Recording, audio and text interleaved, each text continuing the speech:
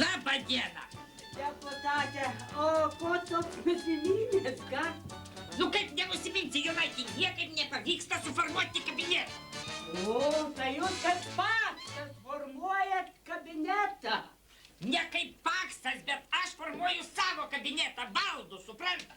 Nu, taigi toks gražus kabinetas, kaip viskas va gražiai atrodo. Labai gražiai atrodo, pakso vyriausybė irgi labai gražiai atrodė, kol nepradėjo dirbti.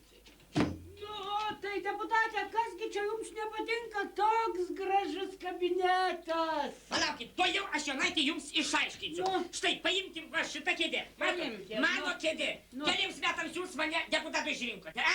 Ketveriems Ketveriems, o pažiūrėkit, keliems metams čia kėdė duota garantija, a? Garantija 1,5 metų.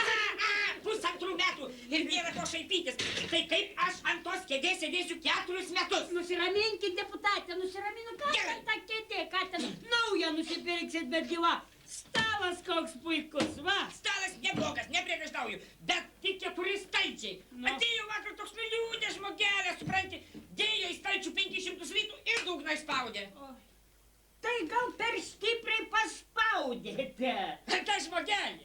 Na ką jūs, atėjo žmogelis su savo problemom, Nu, suprantate. nu, Atėjo papasakojo, aš jam daviau porą kritinių pastabų. Jis man už tą patarimą 500 litų ir įgrūdo. Nu, taip sakant, barteris. Aha, tai va, tikrai jums sunku, deputate, sunku. Taip, tai žinoma sunku, Jonaitį, žinoma sunku. Ar prisimenate mano rinkiminius lozungus? Žiūrėkime į vakarus, atsigręžkime į rytus. O kaip aš galiu orientuotis, jeigu nei į vakarus, nei į rytus, pas mane kabinete nėra langų? Nu, taigi va langas, deputate, va langas. Jonaitį, ateikit štai va prie lango. Nu. Aš norėjau jums parodyti, koks jūsų laukia rytojus. Oi, koks gražus rytojus, va, koks namas, kokia mašina. Jonaitį, čia mano rytojus, mano, o jūsų va ten už kampo, dabar nesimato. Nesimato. Taip. Va, tai. Kokia spinta, deputate, graži. Vos telefono nenumetėt, nu, Va, kas ta kokia. spinta, va, kokia, bet jinai beveik visai tuščia. Nu, nesakykit, va, kiek knygų pridėta, va.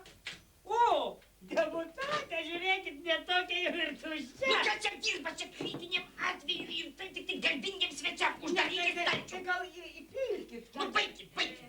Nu, tai tada jau tikrai blogas tas jūsų kabinetas. Nieko čia gero nėra. Taip, blogas, sakau.